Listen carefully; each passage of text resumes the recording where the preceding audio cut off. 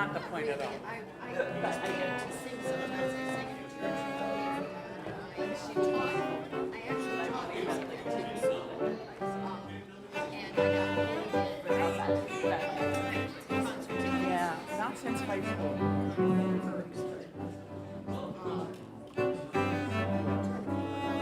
Most of the choirs that we are so similar. But we had to sing and practice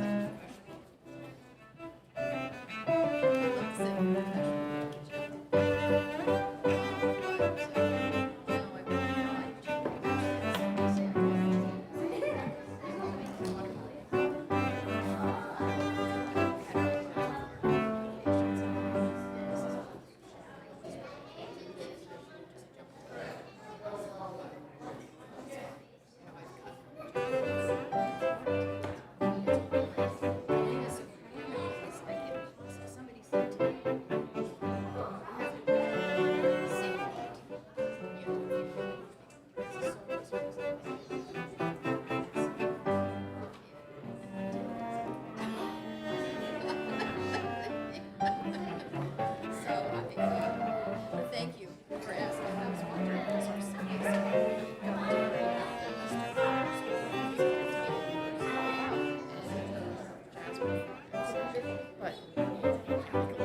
but there's a lot of wonderful opportunities to really ignite things.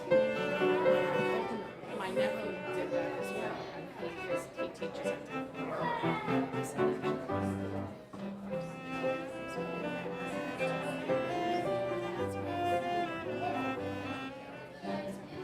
Can make a good living doing that. Where does he work?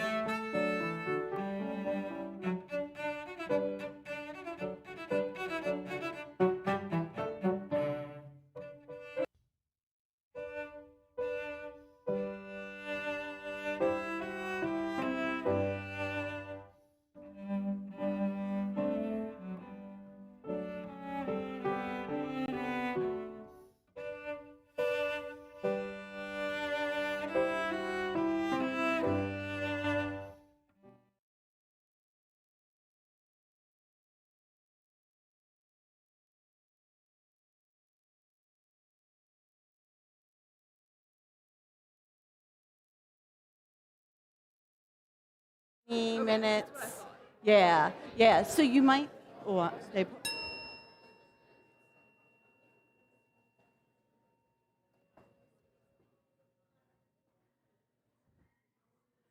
Good morning. My name is Jan Shay, and I am very happy to be here serving as your worship associate as we come together in worship this morning. On behalf of First Unitarian Church of Wilmington, I'd like to extend a warm welcome emphasis on warm, to all who have joined us for this morning's service, whether you're attending virtually or here in the sanctuary. If you're new to First Unitarian and you're interested in learning more about First Unitarian and our ongoing activities, I invite you to fill out one of the connection cards that you will find on the backs of the seats in front of you. You can drop the completed card in the offering basket during our offertory. If you're joining us online, you can find a link on the chat where you can provide your information if you wish. First Unitarian Church is a welcoming congregation. We affirm the worth and dignity of all, no matter your racial or ethnic identity, pronouns or gender expression, sexual orientation, family structure, income, immigration status, language, size, or abilities. You are welcome here. Please take a moment now to greet those who are joining us virtually by waving to the camera on the left. And now, please turn and enthusiastically greet those around you.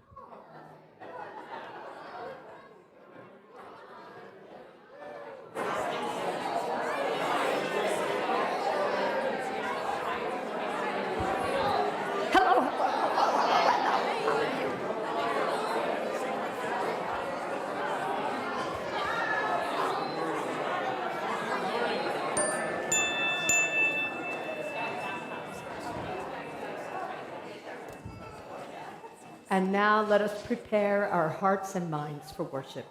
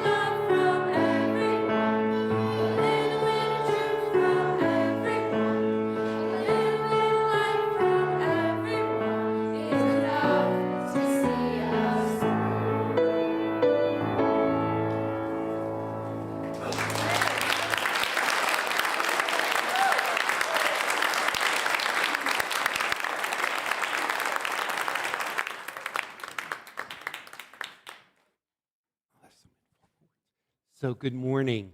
I want to add a warmer welcome to you this morning, those of you who braved the cold to come to this warm and cozy place to be among friends. I'm the Reverend Larry Piers, minister here at the First Unitarian Church of Wilmington, a very warm place to be. Especially today. Yeah, and for visual accessibility, I'm 6 feet tall. I have glasses, gray hair, black minister's robe, and a blue and white stole. The youth spent the night last night here baking all kinds of things that they are going to be selling following the service today. Where's Carrie? I don't see Carrie. Is she here? So Carrie, did she have her hot chocolate and crafts yesterday? Hot chocolate and crafts. See what a warm, cozy place this is? It's great. So, all right. Here. Here is where you can lay it down.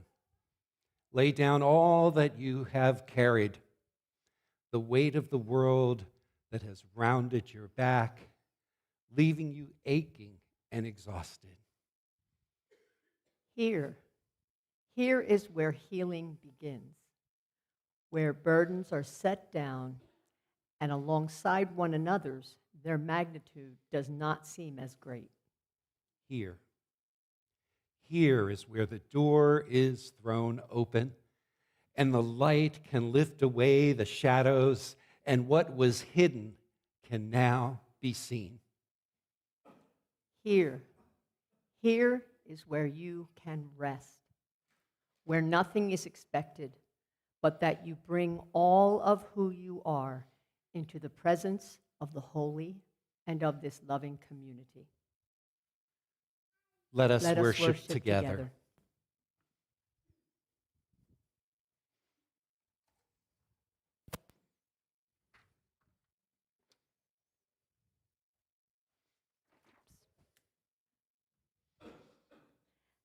If you have a chalice at home, I invite you to join me in lighting it now. As Reverend Larry lights our chalice, I offer you these words from Reverend Michelle Collins, the wisdom that hums beneath. We light this flame for the wisdom that hums beneath thought in our heartbeat, our breath, the subtle flutter that says, you are still here. We light this chalice to remember resilience begins in the body's quiet language, whispering us along.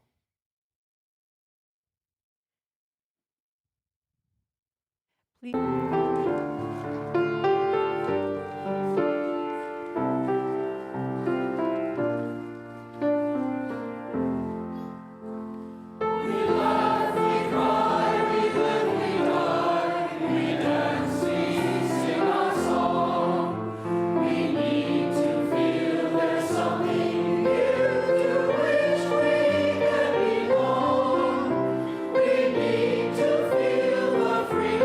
Just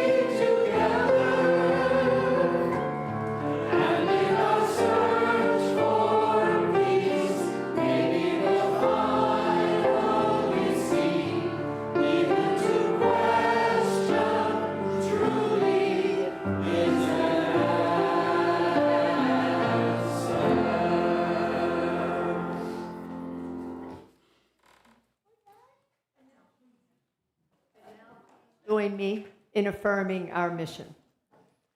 First Unitarian Church of Wilmington is a beloved community that nourishes minds and spirits, fights injustice, and transforms the world through loving action.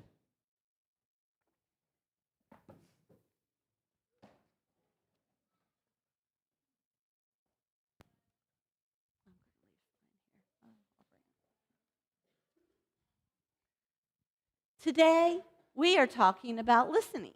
So here, I have an ear. Is something wrong? So anyway, this ear is one of two ears on our body. Is something wrong? What's up? What? There's only one?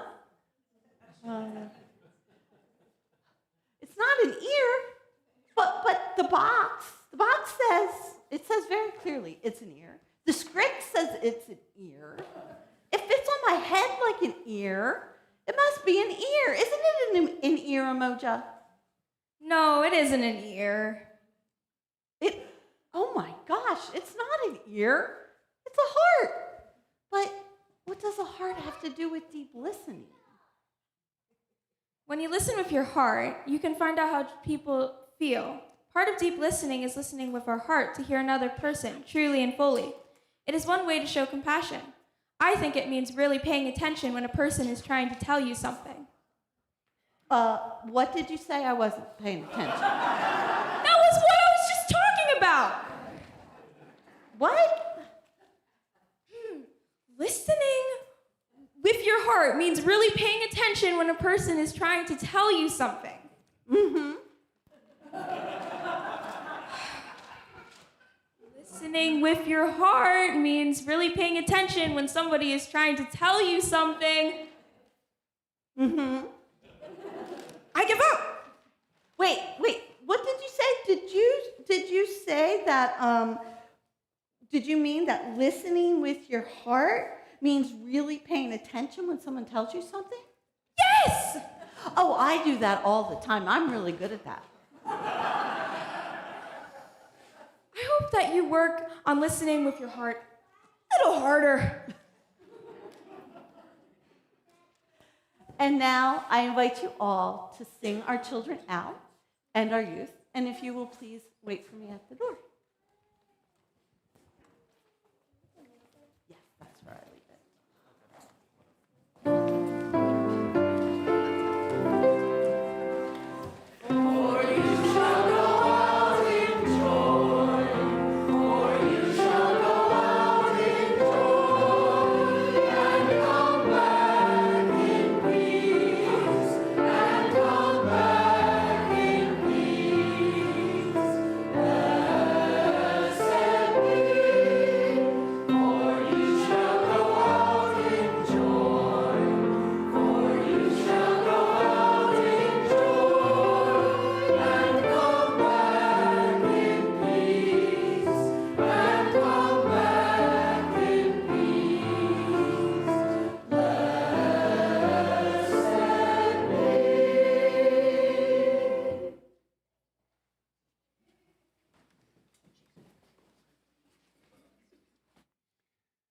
For today's meditation, I've chosen a short poem by William Stafford. Following this poem, we'll have a time for shared silence and then the musical meditation.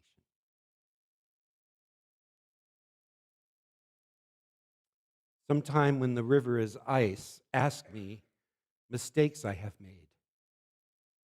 Ask me whether what I have done is my life. Others have come in their slow way into my thought, and some have tried to help or to hurt. Ask me what difference their strongest love or hate has made. I will listen to what you say. You and I can turn and look at the silent river and wait. We know The current is there, hidden. And there are comings and goings from miles away that hold the stillness exactly before us. What the river says, that is what I say. So let us join together now in that stillness, that silent stillness that allows us to listen to our heart and listen to the heart of this gathered community.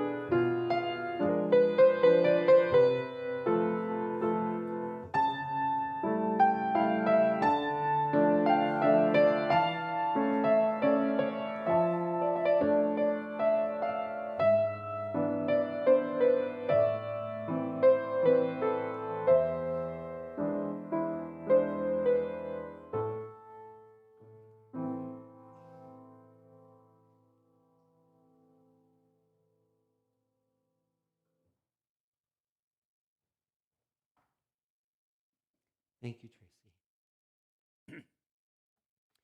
So as we continue our series on composing a life, today I will draw some insights from the life and the work of Parker Palmer, a teacher, author, activist, Quaker, and a personal friend, who today in his late 80s has created a significant legacy of writing and organizations to carry on his work, such as the Center for Courage and Renewal. And Parker's work has carried many people forward into their life, to their life's work, and deeper into their own life. That has been my experience. I will remind us today, as I have on previous Sundays, that during this series we are holding up the life stories and the work of those we have focused on: Yo-Yo Ma, William James, Martin Luther King Jr., Helen Keller, and last week, Octavia Butler, and today, Parker Palmer, not merely from a third-person perspective, but also as a way that asks something of us. Each life that we have focused on poses at least one question for us as well. How will I then compose my life in this season, at this juncture of history and planetary crisis? Parker Palmer, in particular, invites us to look at our lives as a whole, not just the acceptable parts. He writes, wholeness has to do with embracing the whole of who you are, which includes your shadows as well as your light. It includes the broken parts of you as well as the whole parts of you.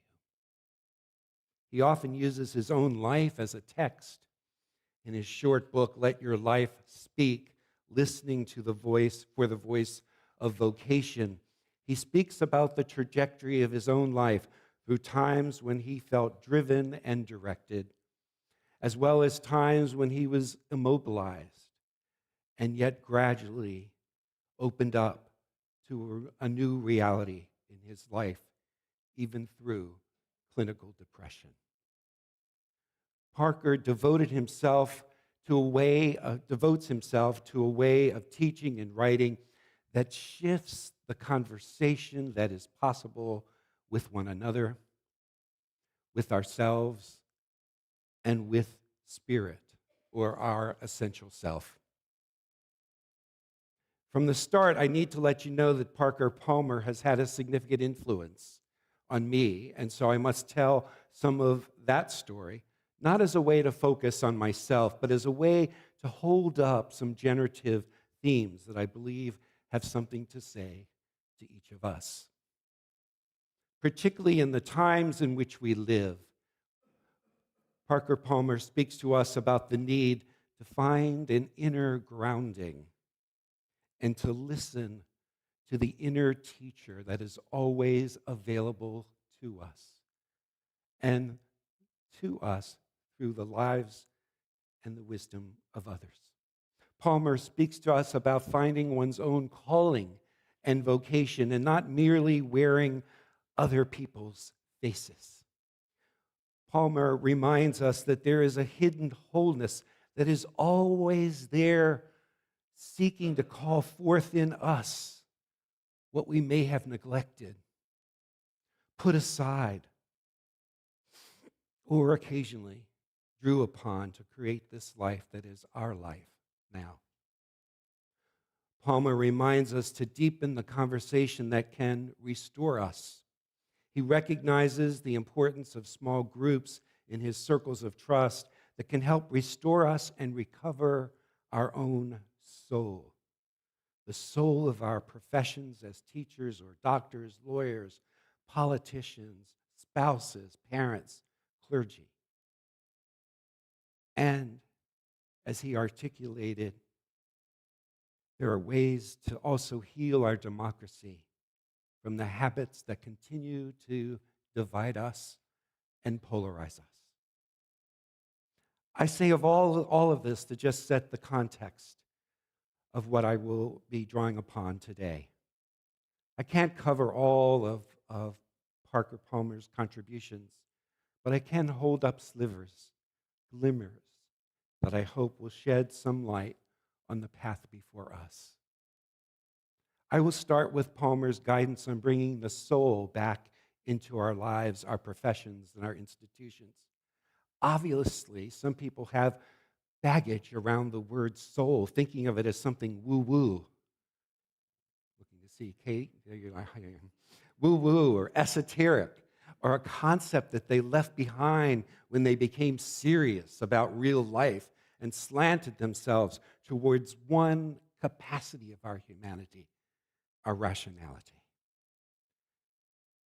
To convey soul, Palmer draws upon a term, a hidden wholeness, which he borrows from a poem by Thomas Merton, in which Merton frames as an intuitive grasp of wholeness, where one participates in the unity underlying existence rather than observing it from a distance. In fact, even that can sound a little esoteric. In reality, we are always, I believe, in relationship with more of our life than we can articulate at any one moment. Though we may tend to divide ourselves, what Palmer calls the divided life, we are always more than those parts that we might present to others. There is, as I often say, something more that wants to work within us and through us and among us. personally and collectively. We are sometimes aware of that something more, and sometimes we aren't. Let me put it this way as well. We all know how easy it is to walk around some of the furniture of our life, rather than rearrange it when needed, right? Until we may stub our toe or recognize that avoiding doesn't make the troublesome parts go away. I suspect that sometimes we don't have a choice but to pause in the midst of our life and ask the broader questions. Where am I going? Am I headed in the right direction? What am I really meant to be and to become? Am I living my own life, or am I living someone else's life? As the poet May Sarton wrote eloquently in her poem, Now I Become Myself, and I'm just going to read a few of the opening verses of that poem from Sarton.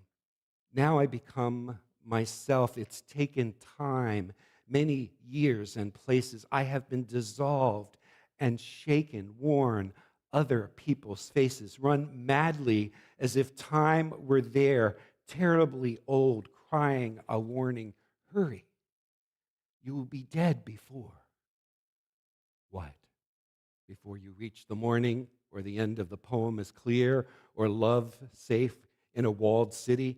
Now to stand still, to be here, feel my own weight and destiny, to stand still.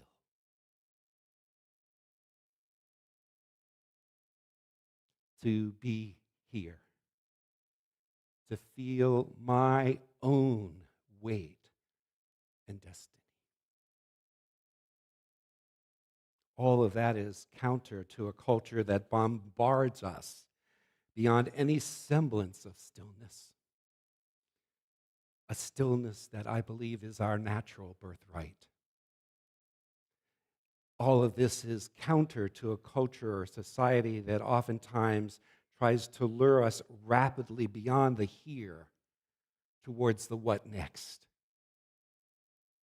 And a way of life that often distances us from our own body, our own weight and destiny, rather than to receive and again from our body's wisdom. Yet there are those stopping places where we pause, those reset times when we review not just the substance, but also the essence of our life. Hopefully, in those times, we can be held and supported by time to reflect, supported by friends or a spiritual community that can help us find ways to, as Palmer says, listen to our life. And Palmer elaborates on this theme in this way.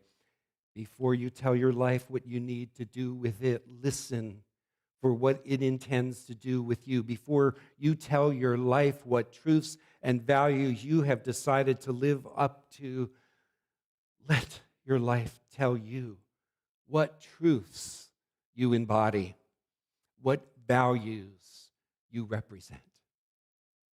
In my opinion, I believe that a stopping place can occur over a year or a month, a week, a day, or even a moment.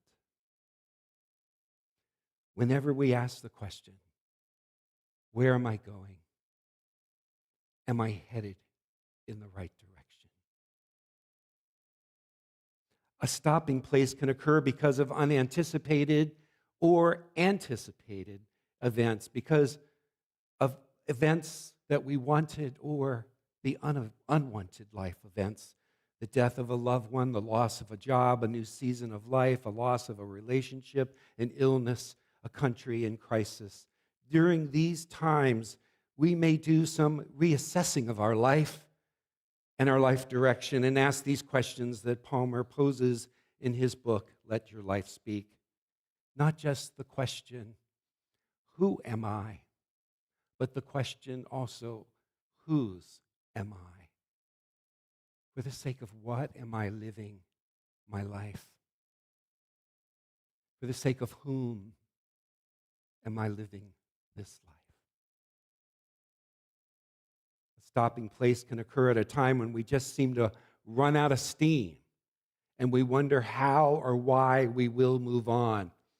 And this is where I'm going to share a short chapter from my own story, since it's relevant here.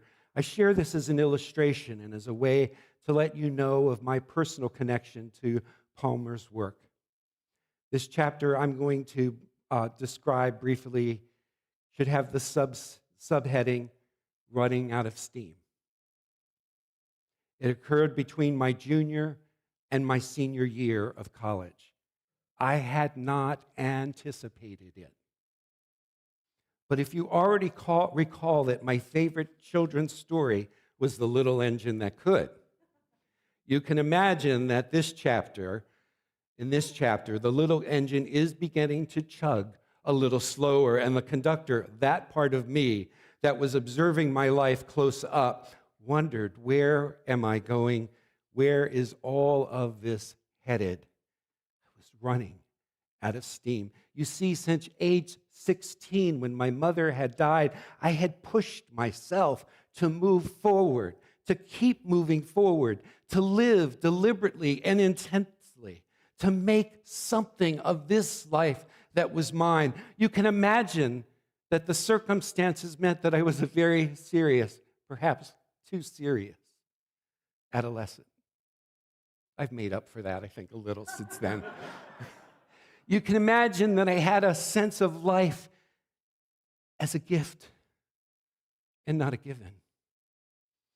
You can also imagine that at some point that train had to come to a stop, if only to refuel. Are you following me? Through a series of scholarships, financial aid, and jobs, I was able to support myself through college, and I managed to do very well since I was driven by purpose, a sense of vocation, a determination. And then I was studying psychology. It was that period in which the human potential movement was occurring, and the higher reaches of humankind made it seem that human possibilities were limitless. And it was a time of much social upheaval. And so the gap between the possibilities and the realities was compelling enough for me to try to discover what is my contribution to make. And within me, planted early in my life, I suppose, perhaps as part of the milieu of an increasingly socially engaged Catholicism that was emerging, and what seemed to be the indomitable spirit of my Italian immigrant mother, I had this sense that I could, that I would, that I should make something of this life. I think I can. Say that after me. I think I can. Say it again. I think I can. I think you got the spirit. Okay. Well, until I lost steam. The engine of my little engine that could mythology not only was losing steam, it wanted to just come to a complete halt. There was a lot in the mix at that point that I don't need to go into right now. That'll be in the movie. But it seemed that I needed to find something else other than achievement to lead me forward. It seemed that I needed another fuel other than the drivenness to propel me forward. I decided I needed to take at least one semester off from college. And so I came to a stopping place. I needed to intently listen to my life in ways that my I think I can mentality hadn't allowed me to do along the way. From Palmer's perspective, I needed to attend to the hidden wholeness of my life, what some would call soul, or we could call the whole of our life. Then, through a series of what I'll call remarkable coincidences, I found a way forward. Within a matter of just a few months, here's what happened. I was house sitting for a political science professor at my college while she was on sabbatical, and I found in her library a number of Pendle Hill pamphlets written on themes of spirituality, personal growth, discernment, and social issues. I wondered, what is that place? I talked to the minister at the Unitarian Universalist Church I was attending and discovered that he had spent some time at Pendle Hill. I attended a talk by Helen and Scott Nearing, who were leaders in the Back to the Land movement at the time, and they talked about Pendle Hill. So I applied to go there for a term or two, and through a combination of scholarships and an on-campus job, I went to Pendle Hill in 1976 while taking time off from college. Some of you may know Pendle Hill is a Quaker center for study and contemplation in Wallingford, Pennsylvania. I was living in Florida at the time. Gathered that year were students from the ages 20 to 80. One other college-age student like myself, a couple of doctors who had just served in Vietnam, a retired Latin teacher from Maine, she was the one in her 80s, and a whole bunch of others who were just there either on sabbatical or trying to find their life again after some kind of change. Pendle Hill is still a significant place for me. I've returned there a number of times through the decades of my life, sometimes to attend a retreat, sometimes to lead a retreat, and sometimes, as in this picture, to be with others that I know for a day, like this group from our congregation in Marist Grove. It was there that I first met Parker Palmer, who was at the time the dean of Pendle Hill. He'd gone there first as a student after feeling burned out from community organizing in Washington, D.C., and his teaching at Georgetown University. He needed a stopping place, too. This picture was taken about 12 years ago.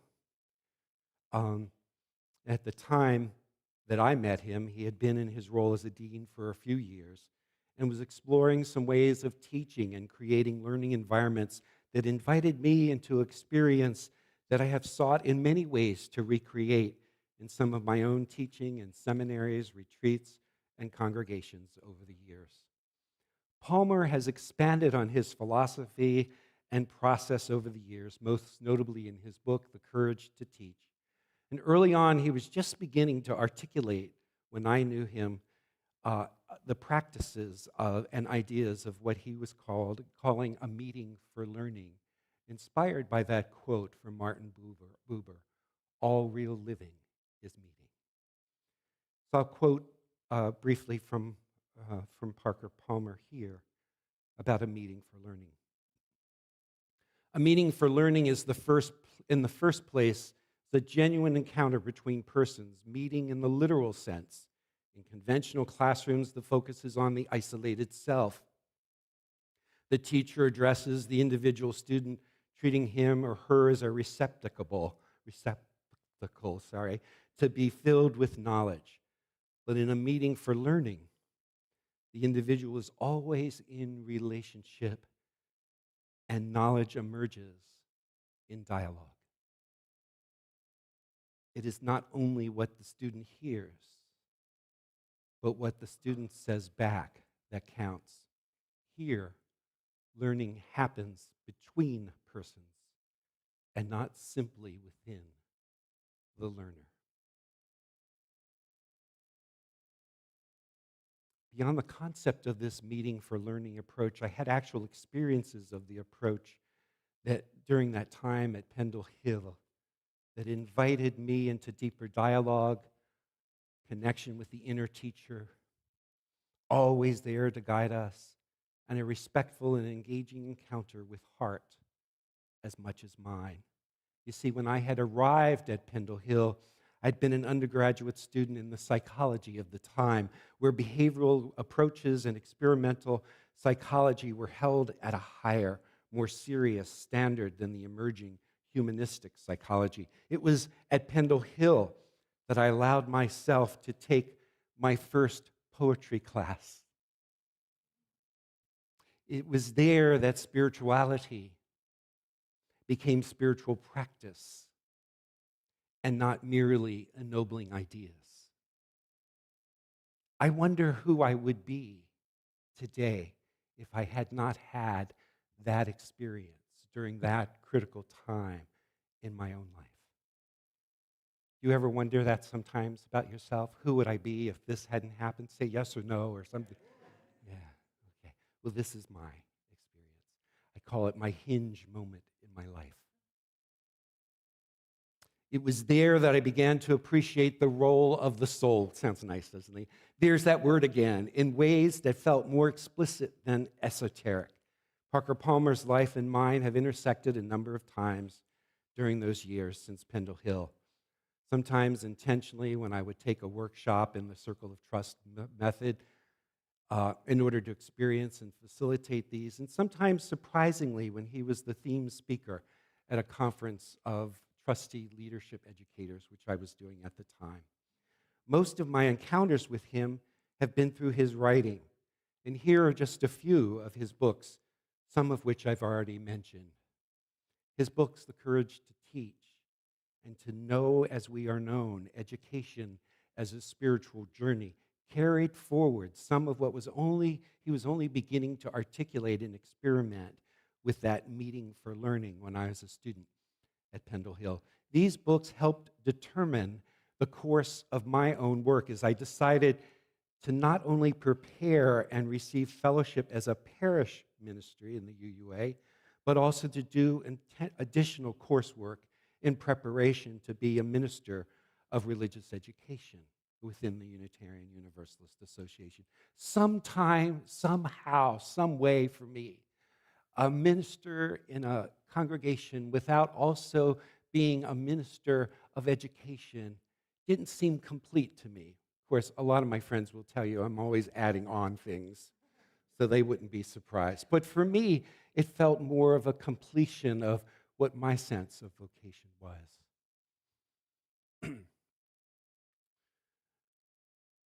These books helped determine the course of my own work, I said. Many of the positions in my 38 years since ordination, in addition to work in congregations, have been in national organizations and educational institutions where designing and providing learning experiences for others across many faith traditions have been part of it. Parker lit that ember within me that I have tended over time as I have tried to bring that kind of space for exploration and learning in many of the settings I've been in. Palmer's critique of higher education made him a national speaker to many professional teaching organizations. In his book, To Know as We Are Known, that inspired me so much, he presents an approach to learning that advocates for the following. So he's focusing on learning, but I might also add this could be an approach to living as well. So listen to this through that lens also. So an approach where there's an integration of mind and heart, harmonizing intellectual rigor and emotional intelligence. An exploration of how spirituality can inform teaching practices and how teachers can create environments that nurture the whole person. An emphasis of building community and connection even within the most stilted institutions to help people connect with their vocation and one another in meaningful and restorative ways. Palmer has channeled his energy into founding organizations that could carry on his work and make it available to those of various professions in schools, in communities, in prisons, and among activist organizations. The Center for Courage and Renewal is one of those that has embodied some of the insights and practices of his book, A Hidden Wholeness. Here I and hundreds of others have experienced and learned to facilitate circles of trust process. Much of what Parker Palmer has devoted himself to has been to create the atmosphere in which the soul of the individual, the soul of an organization, or we might say the hidden wholeness within and among us, can be more present. He offers these touchstones were the circle of trust, and I won't take time to read them. But let me move on. Palmer believes that social change needs to begin with a deeper change in individuals, what he calls communities of congruence that support the fullness, the wholeness of each of us and the institutions that we create. One commentator on Parker Palmer's approach to social change movements describes it this way. Palmer's understanding of how movements begin and gather momentum hinges on individuals who choose to live integral lives in which their actions in the world are congruent with their deepest values and beliefs. Movements begin when individuals make an inward decision to live divided no more. And they start to gain power when those individuals discover one another and come together in what Palmer calls communities of congruence. I never thought I would live in a time when Parker Palmer's insight on living a life in which our very integrity and congruence, trusting our own eyes and our own experiences, our own moral values and convictions, and creating communities of congruence and resistance would be so crucial. But we're in that kind of time now, my friends. In a time when each day we are faced with the decision to either collude with misinformation and lies, hatred, cruelty, and incompetence from those we have entrusted to lead us, we have a choice to make, my friends. In a time when we are told not to believe what our own eyes are seeing, we have a choice. In a time when racism, even this past week, was conveyed in a meme and there was no apology given, we have a choice of where to put our energies. In a time when institutions are being asked to collude with the rewriting of history, with the suppression of freedom and human rights guaranteed by our Constitution, we have a choice, right? Do we divide ourselves in two? The part of us that knows better and the part that just goes along with what we know is unjust and cruel. I think we need to live not divided lives, but lives of integrity that own the heart's knowledge of what is true and what is right, what is kind and what is compassionate.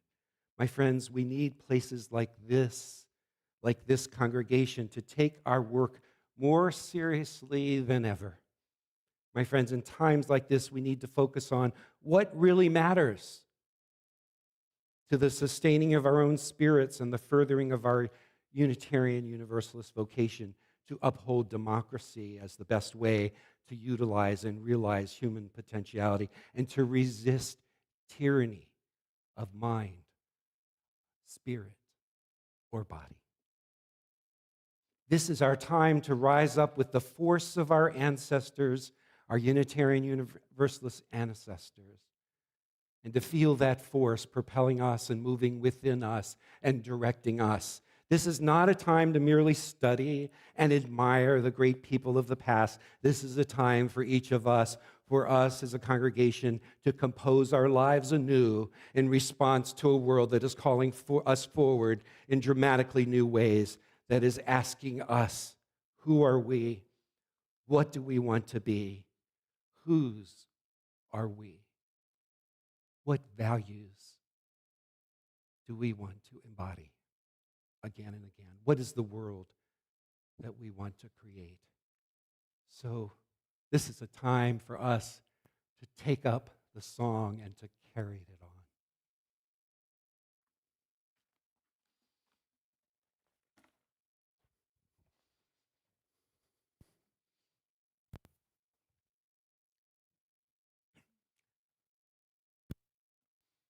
We're in the midst of a very important time in our church year where stewardship takes a front seat.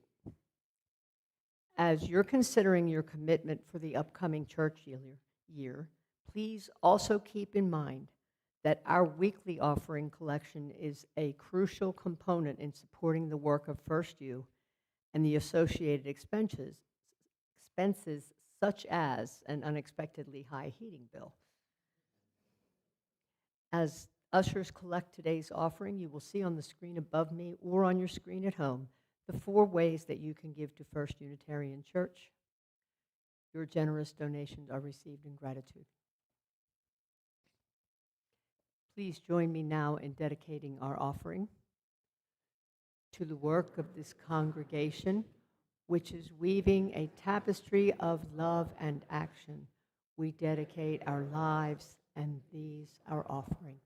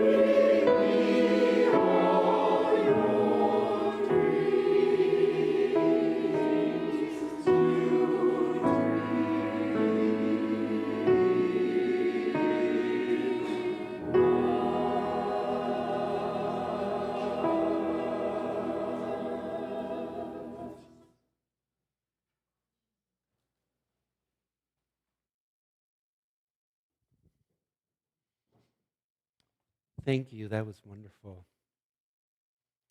So this time of year is the time where we take some time to think ahead about the upcoming year and to gather the funds that we need to be able to proceed with our dreams and our plans for moving forward.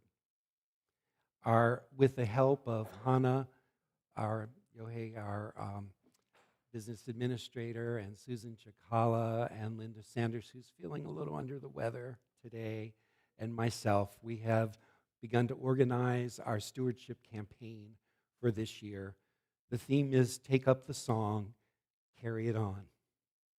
Last year, we exceeded our stewardship goal, and so we decided to stretch our dream just a little bit more for this year as well. So you can get information about what each of our levels of giving can contribute to this congregation doing more of next year. We've set a goal for $598,000, and as just the last few days, we've raised $200,000.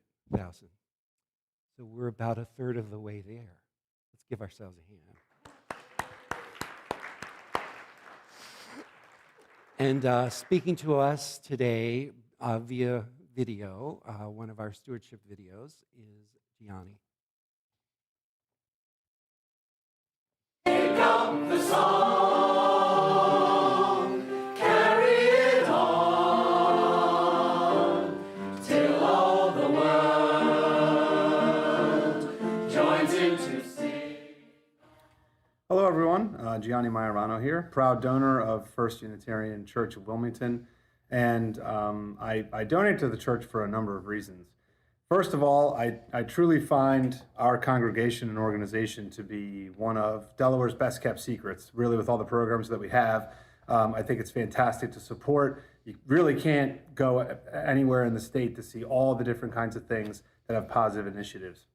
Also, I want to make sure that not only myself, my family, the people in the surrounding area have a place to go and worship and find fellowship and community. I also sometimes struggle to put funds to good donations.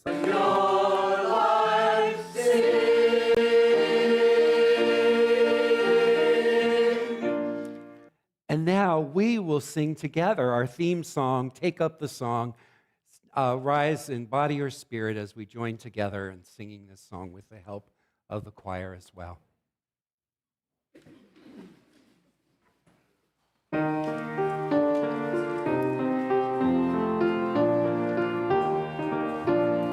Take up the song.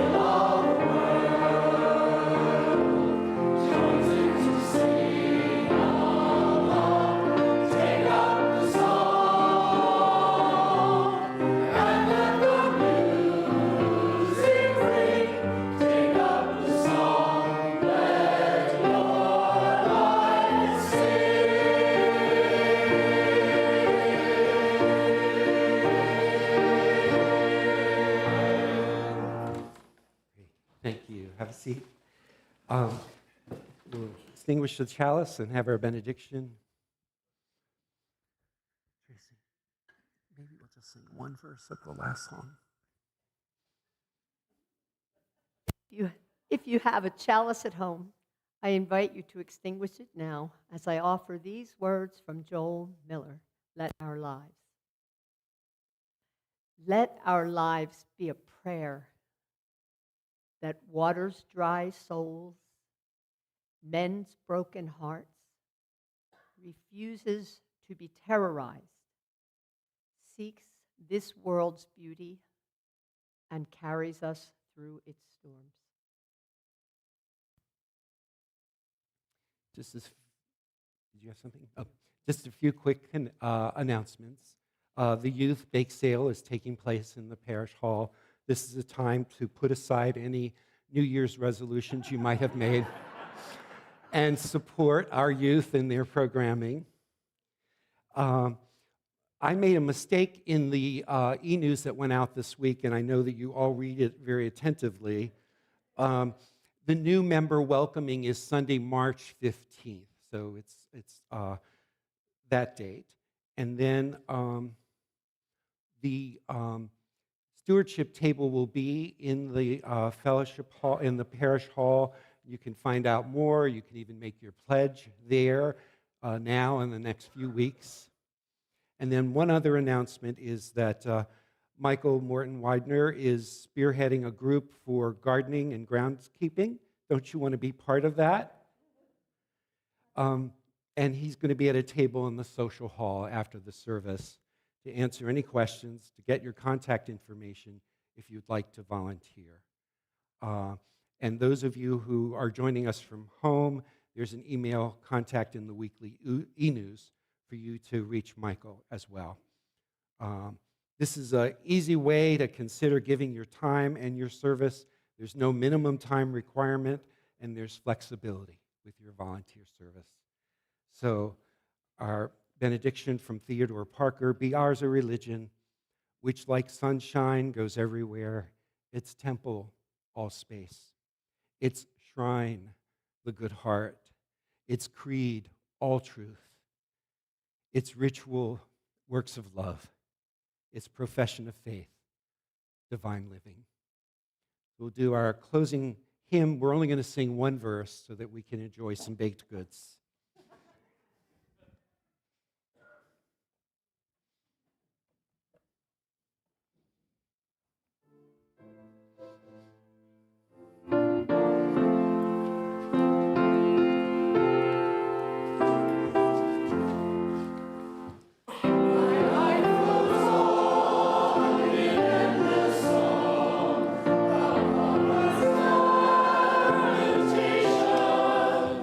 Like the